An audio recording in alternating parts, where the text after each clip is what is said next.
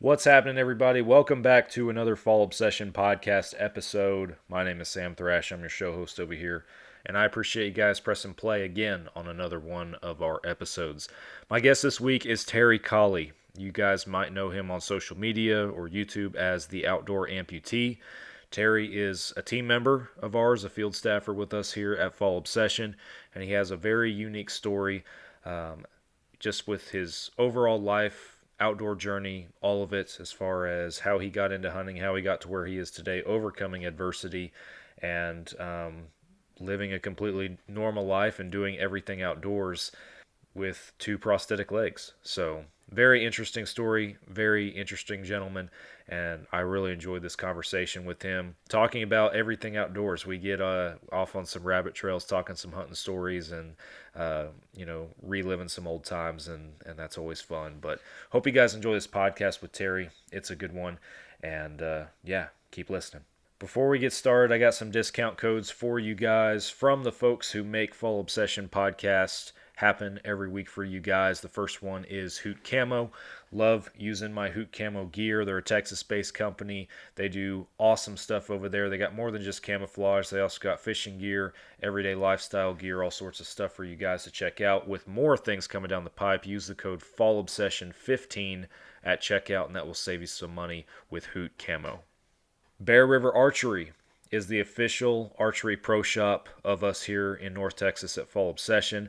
Justin does outstanding work over there at Bear River. I'm very picky on who I let work on my archery equipment, and I will let Justin work on my stuff. He does fantastic work. If you guys are local to North Texas, go to Van Alstyne and check out the Bear River shop. Let them know that Fall Obsession sent you. And if you want to support the shop and give them your business, but you're not local to North Texas, then you can shop online with Bear River and use the code FALLOBSESSION at checkout, and that will save you guys some money.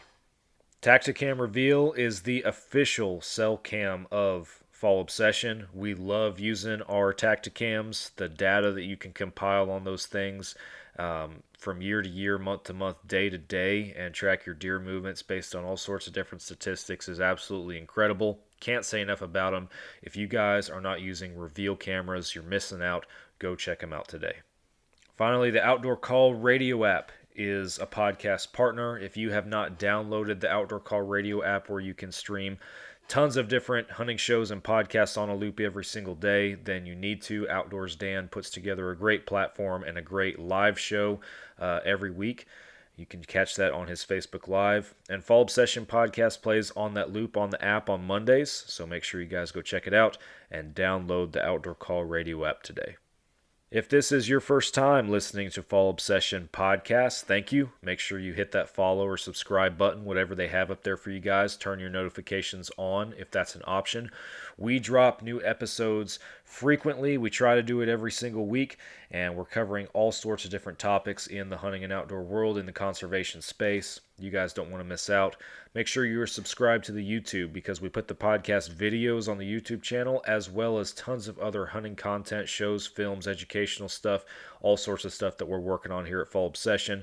You can also follow us on social media, on Facebook, Instagram, TikTok. We're on all those platforms. The website is fallobsession.com. That's where you can go to check out everything that we got going on, see who's on our team, see what they're doing, pick you up a hat or a shirt if you're so inclined. We always appreciate that. And finally, if you guys don't know what Carbon TV is, you need to go look it up. Carbon TV is a free hunting and outdoor streaming platform that you guys can set up today, right now, if you want to, and stream all sorts of different hunting shows, films, podcasts, live feeds, all sorts of different stuff for free anytime you want, on demand. You will find 4 different Fall Obsession produced shows on Carbon TV. This podcast, our staff-inspired video podcast series called Couch Chats, is on Carbon TV, as well as 2 different hunting shows titled Texas Dirt and then Midwest Mindset. Again, it's Carbon TV. Go check it out and start watching today. That's all I got for you guys this week. Appreciate y'all tuning in. We're going to get Terry in here. You guys are listening to another Fall Obsession podcast. The power lies within that middle ground. Hunting transformed my life. I think you have to be built somewhat different. That Dale Brisby's a super puncher. We need to get Pop-Tarts on the next Walmart order. I'm serious. Is to come into this country and stay dedicated to that. It was pretty awesome. If it's only for one, then you've done your job. We have to do what's right for the wildlife, and that's our responsibility as hunters. Fall Obsession Podcast. What's up, everybody? Welcome back to another live Fall Obsession Podcast. I'm your host, Sam Thrash, and this week, first-timer joining us on the podcast. He's a member of our Fall Obsession team and a fellow content creator in the outdoor community, Mr. Terry Colley. Welcome to the show, man. Happy to have you. Appreciate you having me here. Looking forward to this. Yeah, I've been looking forward to it as well, man. I'm excited to sit down and chat with you, and for anybody that might also be curious or have questions for you, like I just mentioned, we are live streaming this one, so folks are welcome to drop something in the YouTube chat or whatever suits your fancy, and we'll be happy to throw them out here during the podcast. But man, for our listeners, those tune into the show, never heard your name before, don't know who you are, introduce yourself and just tell us a little bit about you and where you came from. Okay. So my name is Terry Colley. In the digital world, I'm known as the outdoor amputee, and I got that name from growing up having prosthetic legs. So when I was born, I had a congenital birth defect, and I was missing parts and pieces of bones in my legs. So at the age of 1, I was test fitted with a prosthetic to learn how to crawl with, and I started to actually walk with the prosthetic leg. So they decided to go ahead and fit me with full-blown prosthetic leg, and that's how my right side started. And my left leg, I had 2 toes, partial foot, and I only have the tibia in the lower part of my leg. So as I got older, and I've been active my entire life, my foot started breaking down. So at the age of 15, I was facing amputation, and the doctors pretty much told me that I could do it then or wait till I got older, and I decided to go ahead and do it. Since I was young, I would heal quick, and I could get back to doing the things I want to do. So 15, I decided to have it amputated. I was walking by spring, playing sports by summer, and hunting by fall. Wow. So that's how my journey started as being an amputee. So 15 years old, you spoke of earlier when you were 1. I imagine there's not a whole lot of memory of or recollection of that time in your life, perhaps. But at 15, what was your mindset at the time? Because just me thinking out loud, for a teenager, that's a pretty big life choice and decision to make. So how was that for you at the time? So my parents have been a big part of the foundation of who I am. And growing up, my parents were not the type to baby me. They wanted me to do things, and they encouraged me to do things. So when we started having these conversations with the doctors, we found out all the information that we could.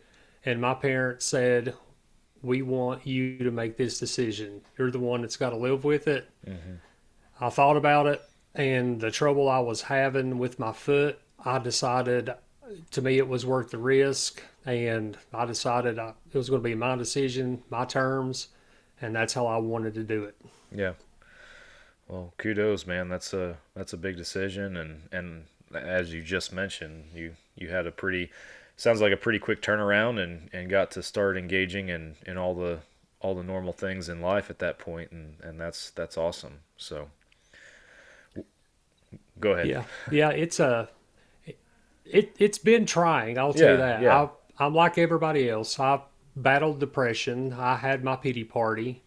And after I got over my pity party, I realized that there was really nothing different about me other than just having cool legs. And I was still able to do things that I wanted to do. Sometimes I was able to do things that I probably wasn't able to do before. So for me, it was a no-brainer once I got back into a rhythm. Gotcha. So tell me a little bit more about, more specific to hunting. Where did your hunting journey start, and how did you get into outdoors and all that lifestyle in general? So my great grandpa, when I was at the age of 5, used to bring me down to his house and he would set up Prince Albert cans. And he had an old model 22 rifle. And every day after school, summertime, I would come down there and we would just shoot Prince Albert cans all the time. And shortly after that, he kind of passed away, and that gun was handed down to me, which I still have in my gun safe. It is put up, it's not been fired since then. For me, it's kind of like an heirloom that I will hand down to my son when he gets a little bit older, and kind of hope to have that generation hand down. But shooting that little 22 got me hooked, and times were different back then. When I got home from school, I would grab a shotgun and I would go squirrel hunting. And my parents we had woods behind us, and I would just go up in the woods and squirrel hunt. My dad beagle hunted all the time, so I was always around, hunting. And then it turned into deer hunting, and deer hunting was like the one thing that I thoroughly enjoyed. I thought it was a bigger challenge, and getting to go from hunting little small game to bigger game, it was really fun for me. And getting to spend time with my dad, that was really fun for me when I was younger hunting. Yeah.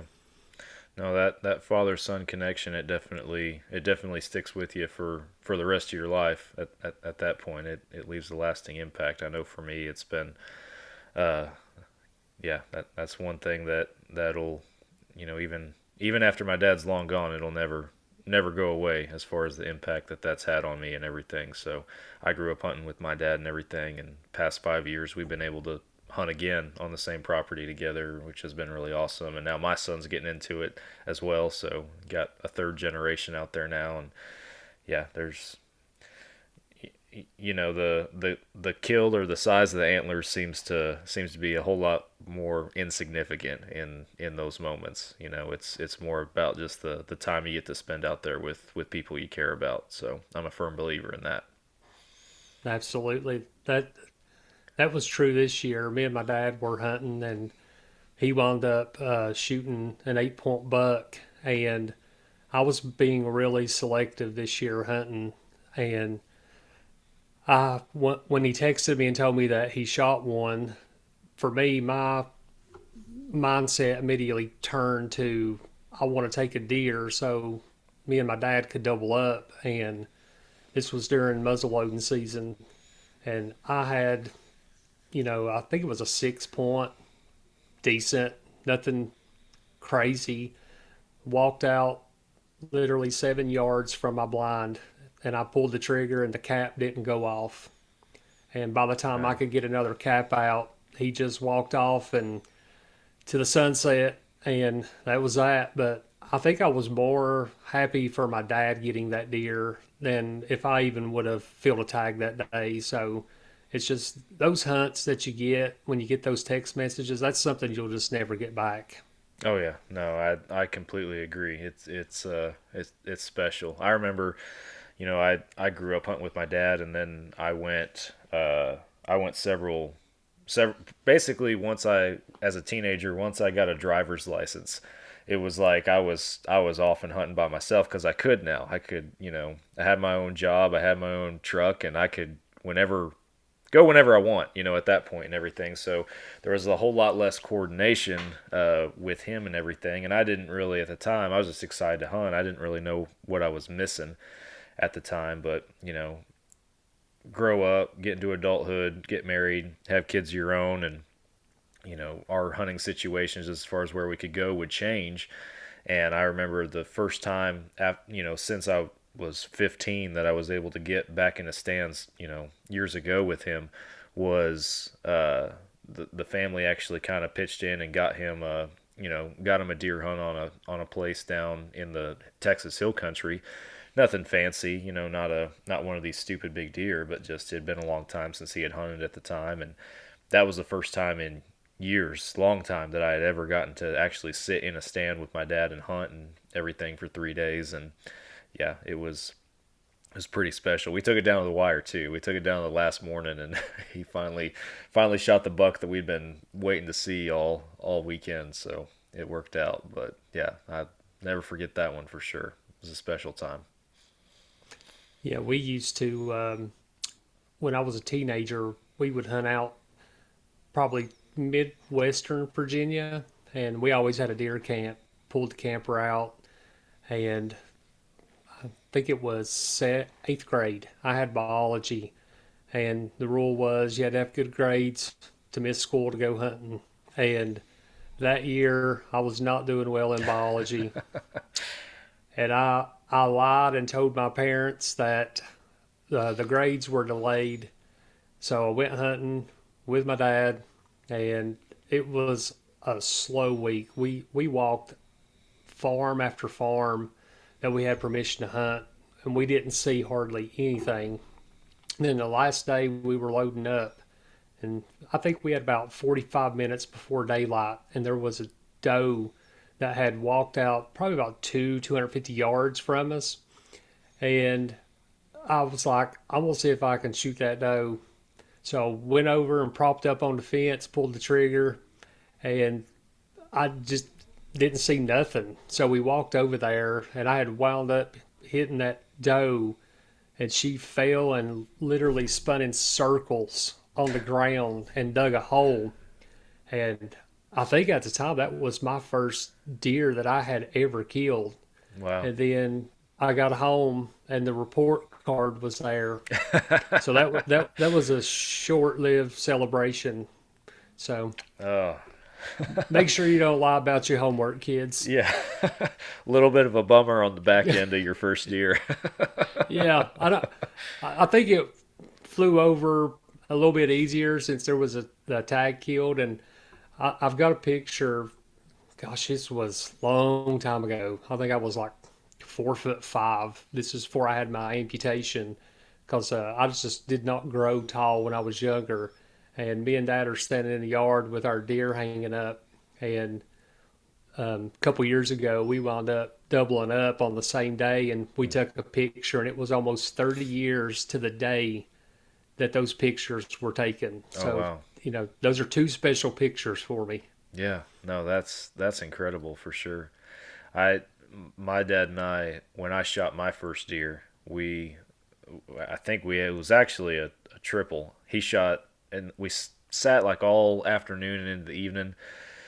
And I shot a big old doe. He shot a couple of does out of that hunt, out of that stand. So by dark, we had 3 deer on the ground, one of them being my first deer. And again, that was the deal that my dad had, was he said you can't hunt by yourself until you've shot your first deer. So I spent a couple years hunting with him and working toward that. And so I think it was like the day after Christmas or something, or couple days after Christmas, and I shot that deer. And yeah, the next time that we were able to double up, I guess technically we weren't in the same stand, but in 2019 we had a fall obsession hunt in San Angelo, Texas, for just helping out a landowner with some cull bucks and some doe management. And that was the next time that my dad and I both shot a deer, pretty close to each other, same evening and everything. Got to have the old picture of both of us with our deer next to one another and everything. First time since I was 7 or 8 years old that we had a picture like that. So yeah, it's pretty special, and see those moments come full circle too. So yeah, that's the deer you see back here behind me. That's my son's first buck, and that one has an aggravating story. But to me, this is one of my favorite mounts. Of all the deer that I've killed, him getting his first buck to me was like the best thing ever.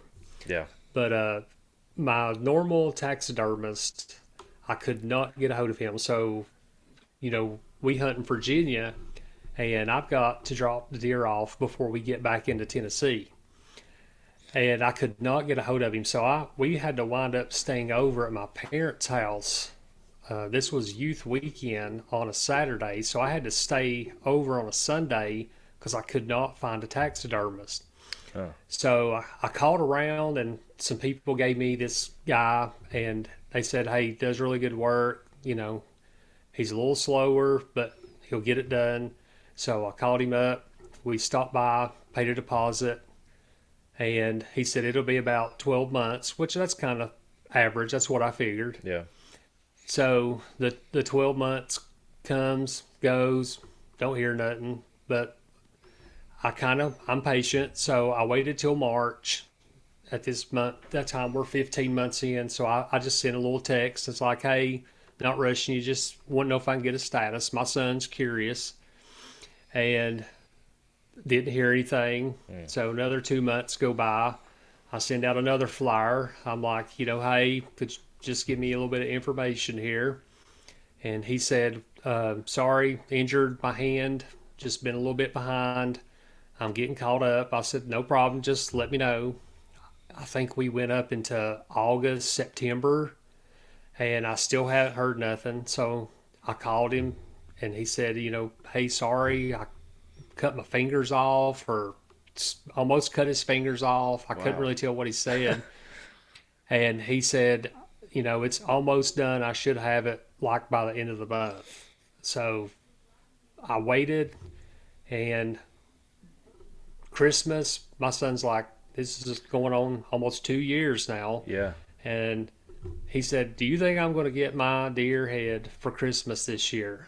So I called the guy, and I was like, look, I'm not trying to be rude. I just want to know when the deer head. I paid a deposit. It's been almost 2 years. I understand, but give me something. Yeah.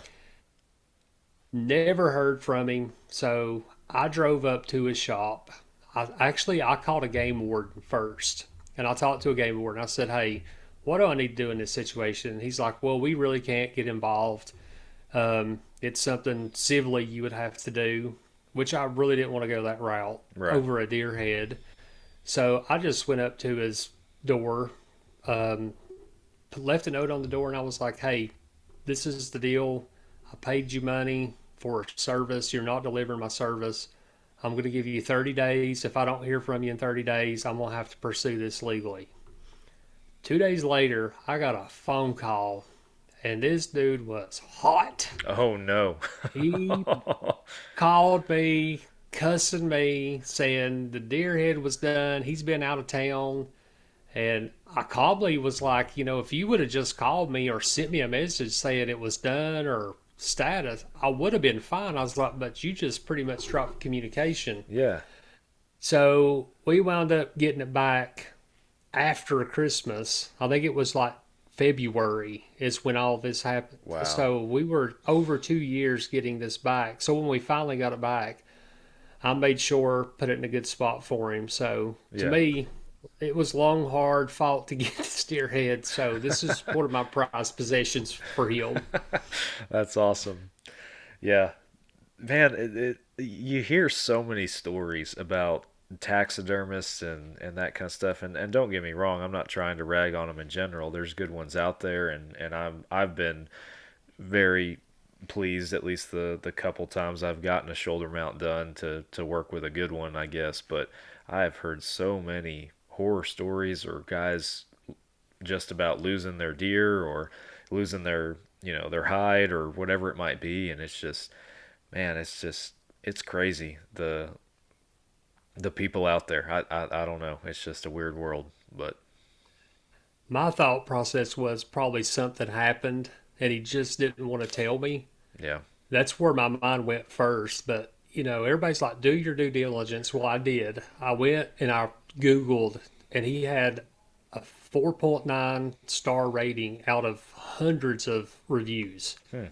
And Facebook, he had a 5-star rating.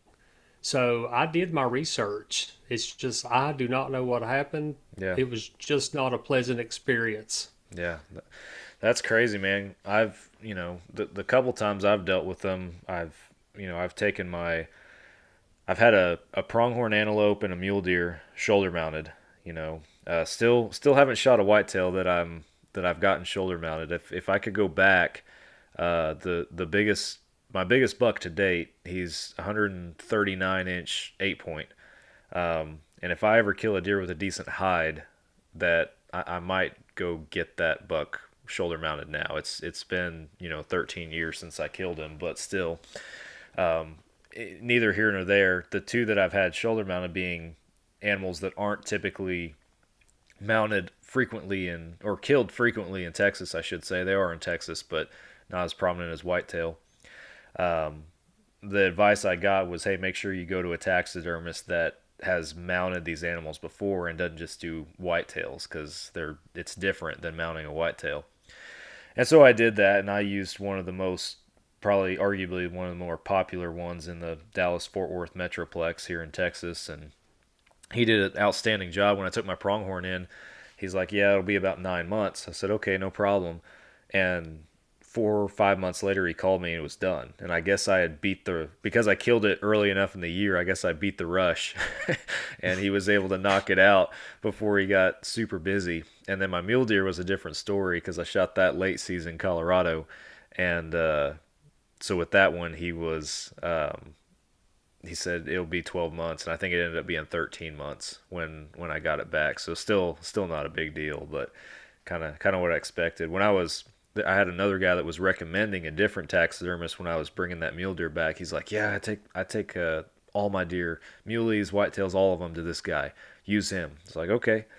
So I called him, and he's like, hey, I'm just being straight up honest with you. He's like, I'm a one-man show working in a small shop. You're probably not going to get your deer for 2 years. He's like, I'm just telling you right now. That's how far back I am. I was like, hey, I appreciate you being honest. I said, yeah, I hate to not give you my business because of that, but I also don't want to wait 2 years. And he's like, hey, man, I totally get it. And I was like, well, at least I'm glad you were straightforward with me and not trying to convince me, hey, I could probably get you in, 13 months, 14 months. And I end up being disappointed, when it's way longer. But yeah, it's a crazy, crazy business, man. So it is, because I kind of equate waiting on your deer mount to like being a kid when Christmas come and you were waiting for that really cool gift that you hope you were getting. Yeah. Counting down the days, and then that's kind of how I look at deer mounts. Yeah. I know. I my wife told me I can't shoulder mount anymore. So my first one was an 8-pointer. That was my first buck. And I said, okay, it has to be bigger for me to do a shoulder mount. So I wound up killing a 10-point, and I shoulder mounted that one. And so everything else I've killed has not been bigger or inch-wise bigger. So I was like, well, I'm going to Euro mount everything. So I learned and watched videos, and I just Euro mount all of my deer. Yeah. Unless I'm lucky enough to kill a monster. Yeah. Yeah, like I said, I still haven't shoulder mounted a whitetail. I've been going the Euro mount route here lately, and all these behind me, these are all like plaques, and my head, not intentionally, but it just always covers the little guy. But like, that's my first buck, right, from when I was a kid, so it gets a spot on the wall, even though it's a little cow horn. But all of these are from like hunting with my dad when I was a kid over the years, so I think it's kind of cool to have them in the backdrop on the podcast and everything. And every once in a while, it leads to a little conversation piece, a little hunting story on the show and whatnot. But yeah, my wife and I redid them, I don't know, several years ago now, just because over the years they were on different colored plaques and didn't all match, and so we were able to figure it out and kind of remount them all in a uniform and to where they all match. So it was kind of cool just getting to go through that and put them all together like that. So yeah, I took mine to my office at work. I had a little bit more room. They make good conversation pieces when patients come in. So my wife says I'm not allowed to have them in the house right now. Yeah, it's the yeah. You call her, hey, I got a new mount. Oh, great. I'm so happy. Losing wall space. When I did the bear mount, she's like, that's definitely going to your office. Couldn't take that one home, huh? No, I've got the claws here, but the mount is I've got it positioned in my office so it looks out down the hallway, so any of my patients that are coming in, they always get met by the bear head. So immediately it turns into, whose bear is that? And I'm like, it's fine. I killed it. And they're like, wait, you hunt? And I'm like, yeah. Why not? Why not? You don't? Yeah. Like, who doesn't? Yeah. Well, I kind of went off on a rabbit trail. I got some questions for you, but since you brought it up, before we get to that, tell me about your bear hunt. I want to hear about it. So the bear hunt is my coolest, for me, story that I have. So COVID year, when COVID hit, I did not know if I was going to get to hunt that year because Virginia was going on lockdown. And being in Tennessee, we did not know if we were going to be able to go into Virginia. It was one of those wait and see moments. So we never did hear anything. So I got my license, and Thanksgiving, the year of COVID, I went on, that Sunday before Thanksgiving, I went hunting, and I had hunted all morning long and had not seen anything. So I decided to go up on the upper part of the property. And when I got up there, I was walking through a little cut through, and it opens up into big field where my blind is on the other end. And as soon as I hit that open, there was a doe that come just screaming by me. And I had my gun strapped on me, my backpack, my bipod. I'm packing everything. And I had walked about 100 yards from the truck up a hill, so I was gassing, carrying all that equipment. Yeah. And all of a sudden, here come an 8-point buck, and he was pretty decent size, and he had moss hanging off of his head. So I figured he was back there rubbing and chasing that doe. So he runs out toward me, and he just stops and looks at me. And I'm like, crap. Everything is literally behind my back. So I had my 308 with me. So I laid my bipod down, and he didn't run off. I was like, well, I may have a chance here. So I slid my gun off, threw it up, pulled the trigger. He dropped right where he was at. So go over, and I just pull him over to the side and field dress him, do my thing. So that 4 days later on Thanksgiving, I take my son hunting because he's trying to get his first buck. And we're in a wood blind. He's to my left, and it is just barely daylight. And I look over, and he is sawing logs. I mean, I thought there was a wild pig in the blind. He was snoring so loud. And to my right, I vaguely see just this shadow, and I couldn't make out. We were bad to have just roaming free-range dogs on the property, and I couldn't make out if it was a dog, what was going on. So as the sun gets a little bit brighter, I can see, because it's really foggy, that it was a bear. And he was over there on the gut pile where I field dressed the deer. So he starts walking across the field, and he has the deer guts hanging from his mouth. Oh, dang. Walking across. So I woke my son up. I was like, hey, bub, it's the bear. And he looks up, and he's like, shoot it. And so I said, if he hits the middle, I'm going to pull the trigger. So he got about middle ways, and I pulled the trigger. He let out this god-awful roar. He run in 3 circles and fell down. And when we walked up there, we waited about an hour because I finished letting him hunt. And we waited about an hour and went up there. And that bear was literally laying 5 yards from where I shot the buck. So wow. two spots of blood within 5 yards of each other. So I've got my 8-point kind of centered with my bear because one go hand in hand with each other. That's awesome. What a story, man. Golly. You can't make that up. And I think he field dressed 250, 275. Wow. And we never on earth like to got that thing in the back of the truck. I broke 2 ratchet straps because we didn't have a lift or a tractor up there. Yeah. So I had called my dad and I was like, hey, I got a bear. I'm going to need you to come up here. And it was me, my son, my mom, and dad. And we were literally, it was like pulling a whale into the back of the truck. I think it took us 45 minutes to get that bear loaded. Holy cow. Yeah. That's crazy.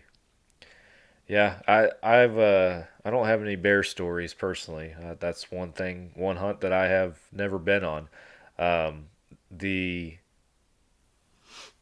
one thing that made me think of that though, we had a lease kind of up in northeast Texas.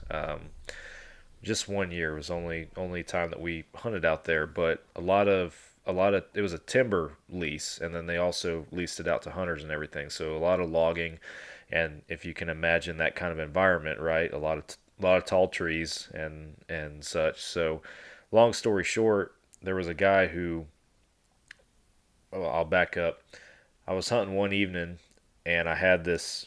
It was not even dark yet, but I had an animal moving like on the backside of the clearing, probably 110 yards away from me. And I put my rifle up and I looked through the scope and I was trying to figure out what it was because it was light colored. I was like, that's not a deer. What is that? And I'm watching it through my scope and I realized that it is this huge, like ginormous, biggest wild hog I've ever seen. And it was white. It was white in color.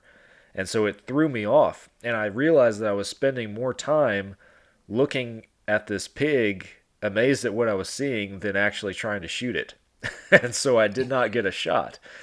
And about an hour later, I hear a shot off to my left, back in the woods a ways, which was the direction that pig was going.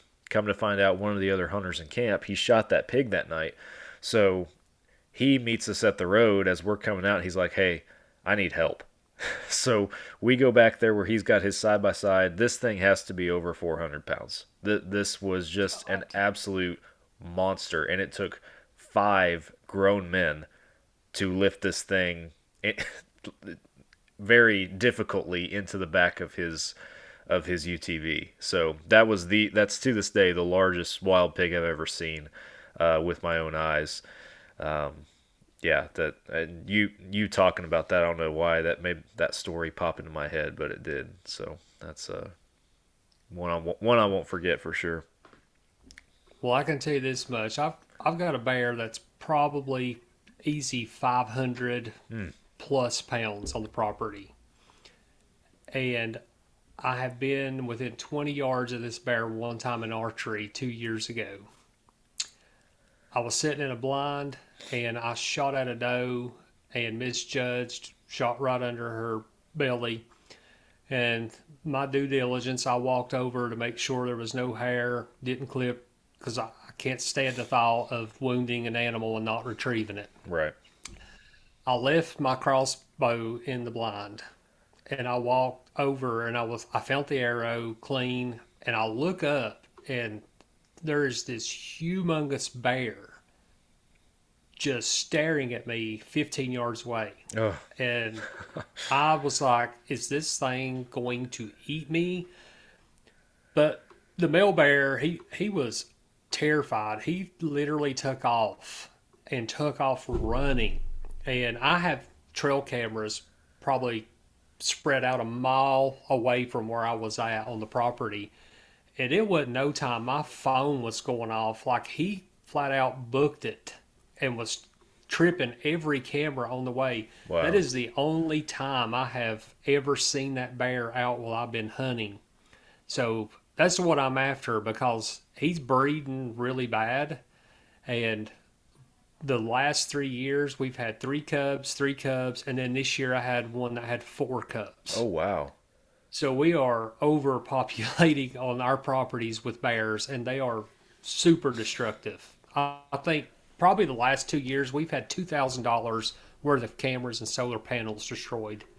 Holy crap. Yeah. It's becoming a big nuisance, and I've got all my cameras in metal boxes. Yeah. But the solar panels you cannot put in boxes, and the antennas, are just sticking out. So they usually just rip the solar panels off and they rip the antennas off. Wow. That's crazy. So what is, you spoke about your property or your properties.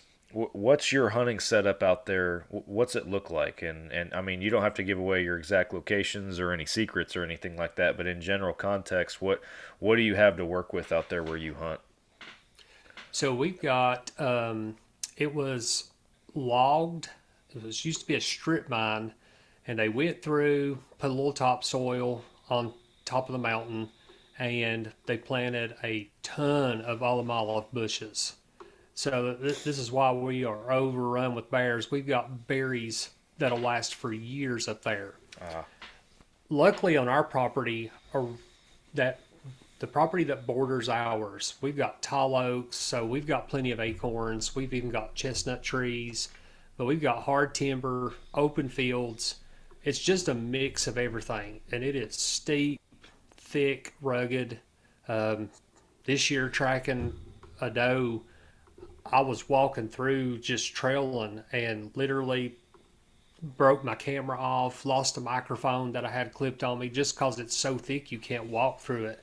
So we've got I think it's 400 acres up there, and we've done a lot of work clearing and plowing and just getting stuff to where we can get some greenery up there. This year we're putting in a water source. That seems to be something that we're missing quite a bit. But I experiment. I do a lot of throw and grow. I just like to see if I can get stuff to grow in areas that I normally don't get. But mainly, that's good for really late season. We had a plethora of acorns this year. I think November, Thanksgiving, I still had deer that were eating acorn nonstop, which is really late for Virginia where we're at. So Gotcha. We got a good setup. We've got, I think, 6 4x4 to 5x6 wooden blinds, which there you have to have. If you put up any other blind, it's gone with bears. Yeah. And then the elk come through. They will absolutely horn anything and everything, especially during October when the rut kicks in. So we have to have box blinds. Yeah. Gotcha. No, that makes sense for sure. I'm a tree stand hunter. I like being up in a tree if I have a choice. Got a few pop-up ground blinds down here in Texas, but our destructive species that we have to deal with, that we have no control over, is cattle, because the property that we hunt on is also, the landowner runs cows on them. So anything that we put up has to be cattle proofed, so that they don't get in and tear our stuff up, because they will. They are just big destructive bullies is all that they are. So horses are the same way. Yeah. We got access to a new property this year. We just hadn't been able to set it up and get it huntable yet. But we put up a blind, and I hunted out of it a few times because we had deer picture quite a bit on it. But the horses loved the pop-up blind. Every time we would go over there, they would be ripped. You could just, the hoof prints in the mud right beside the blind, they would just tear it down every single time. So I think the plan is it's going to have to be the same thing up there. We're going to have to put box blinds up there. I would love to do more hunting from a tree, but I'm finding out in the world of the outdoorsman, there is a huge lack of adaptability for tree stands and climbing gear that I'm going to tackle. Yeah, that I could see that probably. That might be a niche market, so to speak. So it is. When your feet are made to a point where they're stiff and there's no give, while trying to climb up metal ladders, you have really less control. So, when I hunt, I take camera equipment. My backpack is 45 pounds, full of equipment, stuff that I need. I got a bipod clipped on, binoculars, and then I've got my hunting gear that I'm using, gun season, crossbow, whatever. But I want to hunt more compound this year, and I want to be in a tree. Yeah. And the one system that I found, it's like $3,000, and I'm like, I can buy a prosthetic foot for that. So I've researched, and there's just not much in the market for adaptive users to be able to do tree stands. So I've been poking the bear with some companies, seeing if we can do some stuff together. I figure worst case scenario they can say no, but I figure if you keep throwing the worm out in the water, eventually somebody's going to bite.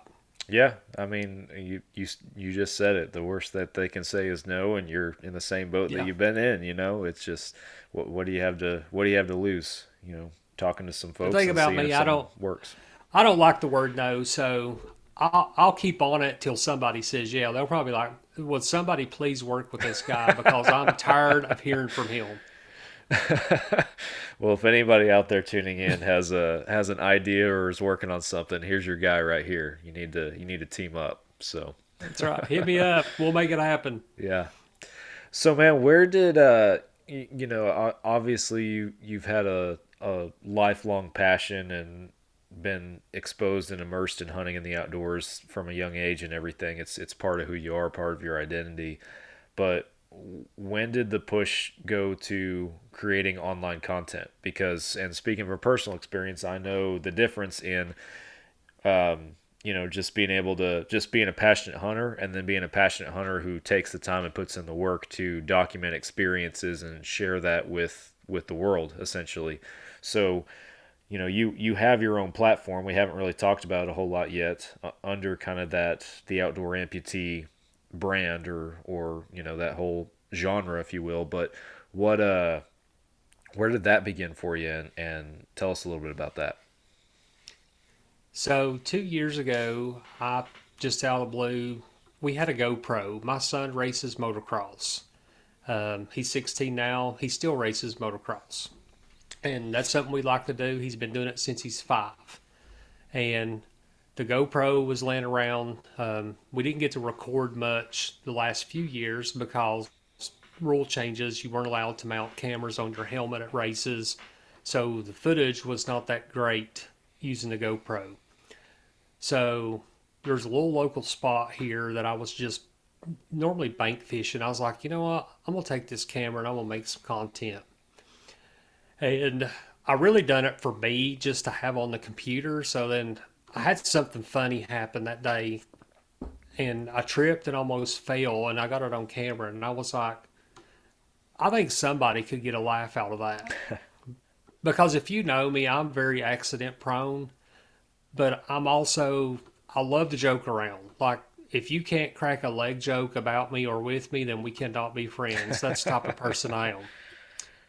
So I've recorded that content, and I was like, you know what? I think I'm going to start a YouTube channel. And my wife was like, go for it. And she's like, worst case scenario, you record it, nothing happens. Yeah. So I started recording, and I was like, all right, my first video, I shot it at my office because I had my deer mounts there. And I think I had an iPhone 12 at that time. I had no clue what I was doing. And few months ago, I actually went back and watched the first video, and I was like, man, I cannot even believe that was my first video. But I thoroughly enjoy recording content. It's a love-hate relationship, but it's more love for me. I just love documenting my experiences. My content is authentic. I don't do clickbait content, so if you see my thumbnail, it's not going to be leading you in and it's totally something different. When people watch my content, they know they get a dude that don't have legs that makes authentic content. I recorded this year every single weekend, and I did episodes. I was showing the good, I was showing the bad, because I got tired of watching hunting episodes on YouTube where it was always about the big monster kill. and a lot of the goofs were always edited out. Well, to me, that's part of hunting. Every time you go hunting, you don't feel attacked. And for me, I just wanted to document that. So that's kind of how I got started. Was I just out of the blue, I wanted to do it, and from there, it's kind of grew, and I just enjoy making it. I know it sounds crazy, but I actually enjoy editing videos. I know that sounds in this world crazy because it's time consuming, but I love being able to dive in and trying to make the video look better and playing around with A row and B row footage. So,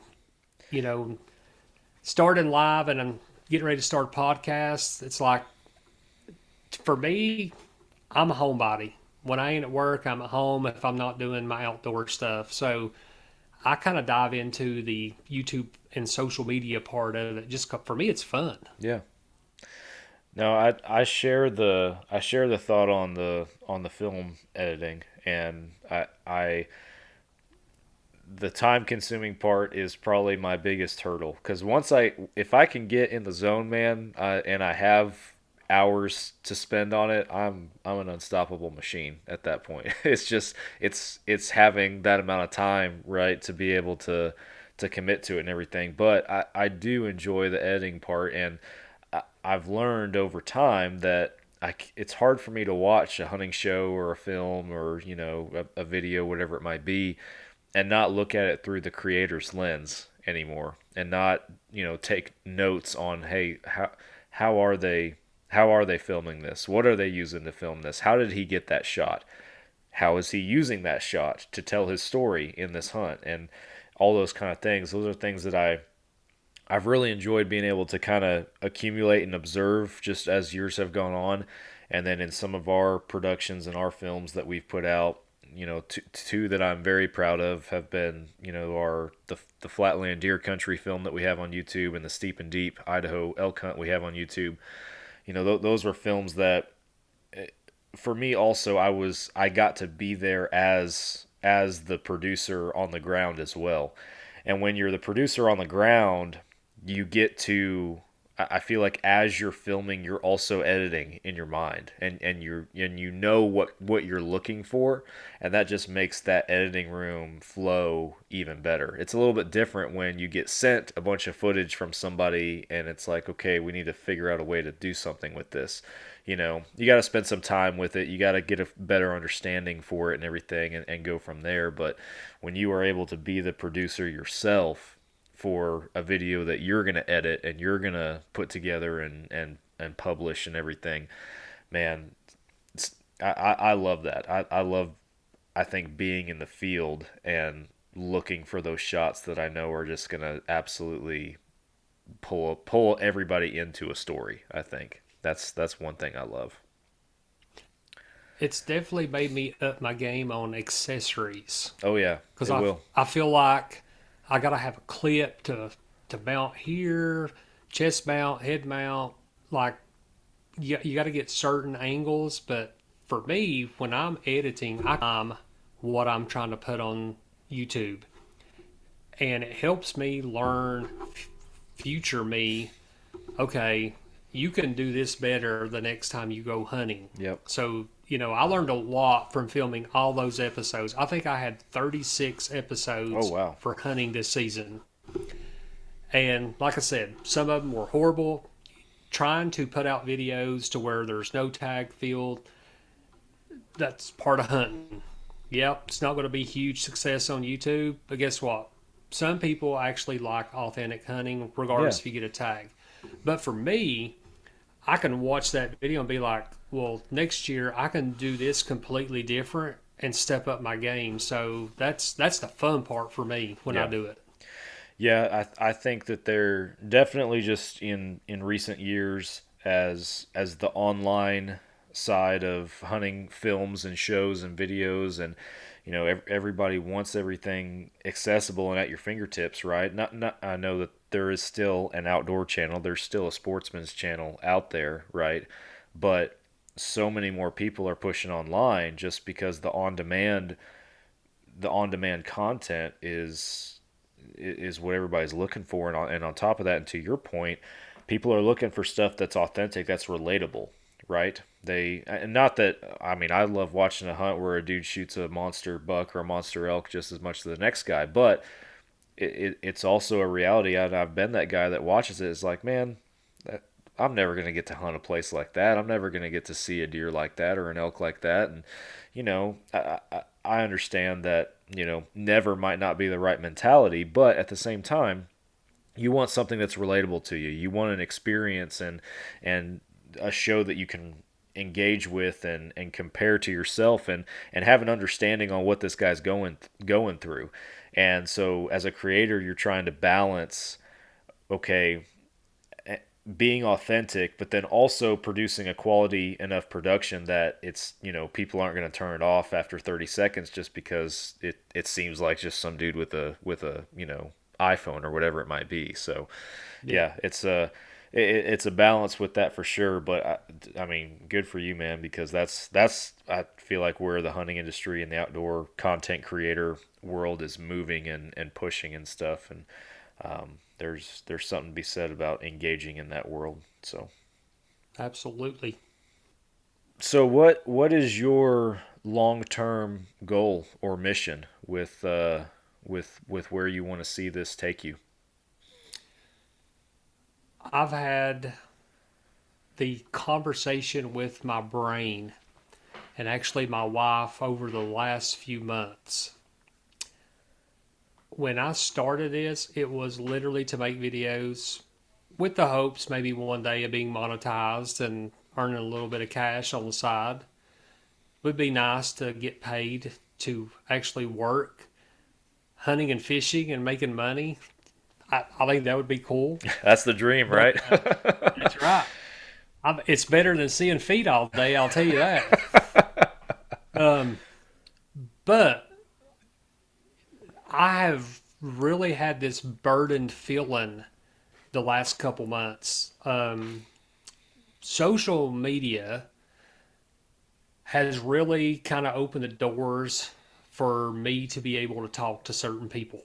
Yeah. And I have no problem talking to people. Like, I talk all day long.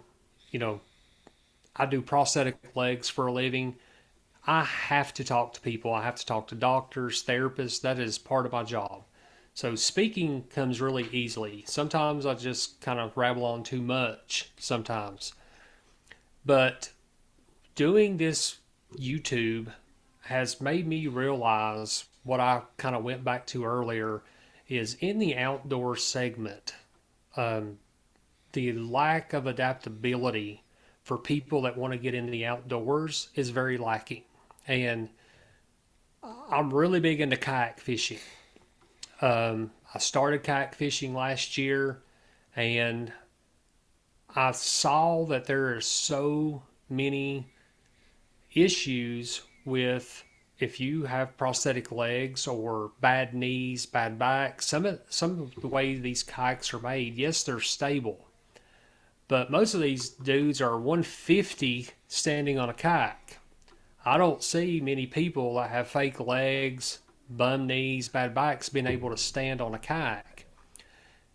And I've been able to network with people in the community, and I've had amputees reach out to me saying, hey, I've seen your content. What are you doing for this? I think I've had about 10 or 15 different amputees. One of them has literally been following me for over a year, and I want to say he's out Midwest, and he is a below the knee amputee, and he has been talking to me about saddle hunting. Wow. And wanting to try to saddle hunt. And he's asked me questions. Do you saddle hunt? And I was like, well, no, I'm really not into saddle hunting. I'll climb a tree if I have the stuff to do it. But that was his frustration. Is he's like, I researched and I can find nothing. And that's what happened to me with the kayak fishing. Is I want to be able to stand and fish. When you're setting for 8 to 10 hours at a time fishing, you have to be able to stand, to stretch. And I just cannot find any content. There's nothing out there. Yeah, you can find some videos on YouTube of adaptive people using a kayak fishing, but nobody's really talking about what you can do. And I told my wife, I said, I have this platform. I know what it takes as an amputee to be able to do this. Mm-hmm. I help people from amputation get a prosthetic leg and get them back walking with the intent of doing whatever they want to do. I said, I've got to use my platform. I got to be a voice for every person out there that needs help. And if I don't do that, then I'm doing it for the wrong reason. Yeah. Yes, I will probably not obtain the subscribers or the watch hours that I would normally get if I went a different direction. But at the end of the day, I got to follow my heart, and I know I got to help certain people. So, I'm still going to make hunting and fishing videos, of course. That's my passion. But I feel like in the adaptive segment, I've got a chance to open some doors for other people, and I got to take it. Yeah. No, that's awesome, man. That's a squared away mission and approach to it. I think your mindset's right, and you're in it for all the right reasons. And typically when that happens, you go great places and great things follow. So, it's not always about making a dollar or anything in an industry that we all would love to make a living in. Don't get me wrong, we already talked about that, but sometimes the impact that you have on others and the community that you can build, just with a platform like that, or like Fall Obsession, or anything that we got going on, that's sometimes that's the mission and the intention behind it right there. That's the reason. So, yep. When I'm gone, I hope that people one day say, man, that guy was one of the people that opened doors for me to be able to do this. And if that's the stuff that happens, then for me it was all worth it. Yeah. Everything else is kind of moot. Absolutely. Well, man, I know we're getting close to our time, but I got a couple questions for you that I typically throw at every first time guest that joins us. We might have already talked about one of them, because the first one's normally what is the or one of your favorite hunting memories in your life to date. I know you mentioned that bear hunt earlier was pretty high up there, but wanted to throw that question your way anyway. Probably, besides my bear hunt, was the 2 years ago, me and my dad taking the bucks on the same day. Yeah. I can remember everything about that hunt. It was cold. I was freezing. 7:30, my dad, and this was during rifle season, 7:30, my dad shot, and I got a text saying that he had killed a buck and he was going to go work on it. I was hunting on a different part of the property.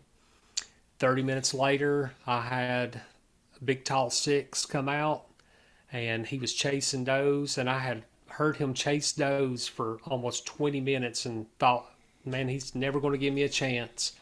And he stepped out right 50 yards right in front of me, and that's where he laid. So we loaded up my deer, took it down to the other property, and we put the deers together, and we took the picture. And like I said, that was almost 30 years to the day that we took our other picture. That's the last time we got deer together. So that's awesome. That's probably one of my most special hunts with my dad. Awesome. I love it.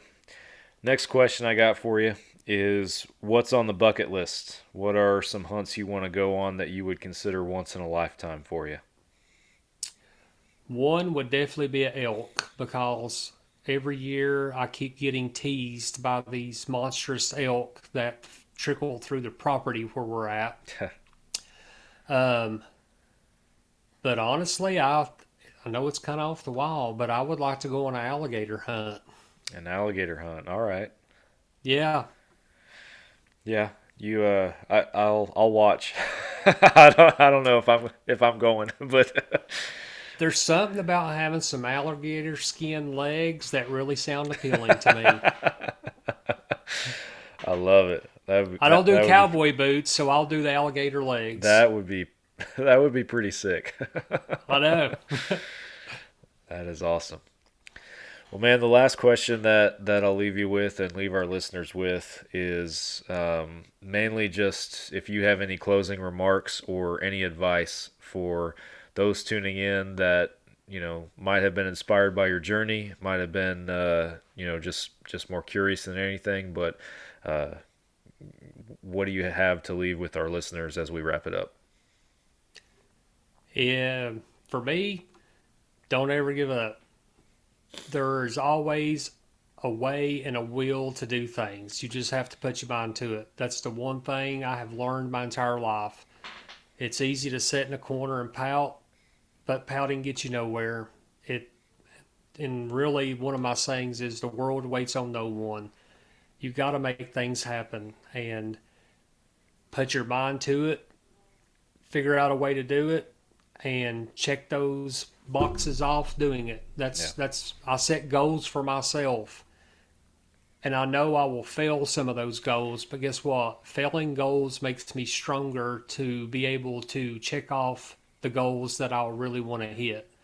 So just don't ever give up, because it's not worth it. Yeah, there's a big difference between failing and quitting. Failing's okay, quitting's not. So Yep. yeah, Absolutely. That's the one word that I will never have come out of my mouth is quit. yeah, Fail may happen, but I will never be a quitter. yeah. I hear you, man. Well, Terry, tell our listeners where they can find you and follow along with the journey or keep up with everything that you got going on and the stuff that you still have coming down the pipe. All my socials are at the Outdoor Amputee. You can go to my webpage, theoutdoораmputee.com. It's got all my socials, all my partners there, and you can read a little bit about me. And it's got my contact info if you want to reach out, especially if you have any questions. If you have any jokes you want to crack, I'm always looking for fresh jokes. So hit me up anytime. Awesome. Well, man, I appreciate your time this evening and coming on Fall Obsession Podcast and sharing a little bit about yourself and talking hunting and the outdoors, and I enjoyed it. It was a good time.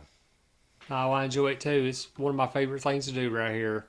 Awesome. Well, I'm sure it won't be the... Thanks for having me. You bet, man. I'm sure it won't be the one or only time that you're on the show, so we'll have to do it again and run it back sometime. So. Oh, we're going to have some good ones. Don't worry about it. Oh, yeah, absolutely. Well, folks, for y'all tuning in, make sure that you go follow along with Terry and his journey and everything that he's got going on. Subscribe to the show if you haven't already. And with that, we're going to hang it up, and I'll be back with you guys again next week for another podcast. Catch you then.